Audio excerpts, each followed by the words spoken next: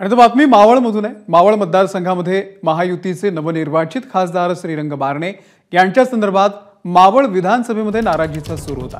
बारणेंचे मताधिक्य घटण्यामागे हे एक प्रमुख कारण होतं, असा गौप्यस्फोट अजित पवार गटाचे आमदार सुनील शेळके यांनी केला। 100% माझा प्रचार केला नाही असा ठपका अजित पवार गटावरती बारणेंनी ठेवला होता। तसंच राज्यातील सत्तांतराचा फटका बसला असं शेळके यांनी म्हटलेलं आहे। महायुती ज्यावेळेला स्थापन झाली त्यानंतरनं मावळ तालुक्यातला मावळ लोकसभेचा उमेदवार मिळेल 1952 पासून म्हणजे ज्यावेळेला लोकसभा स्थापन झाली तेव्हापासून तर आज तागायत मावळ तालुक्यातला खासदार झाला नाही किंवा त्याला कधी उमेदवार म्हणून देखील संधी मिळाली नाही।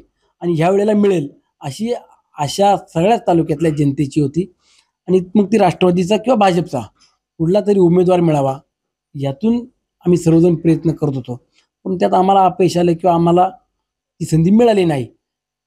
तोही एक नाराजीचा सूर आम्हाला मतातून पाहायला मिळाला। दुसरं मी मगाशी सांगितल्याप्रमाणे दलित समाजामध्ये जे संविधान या मुद्द्यावरती त्यांनी अपप्रचार केला त्याचाही आम्हाला फटका बसला। एबीपी माझा, उघडा डोळे बघा नीट।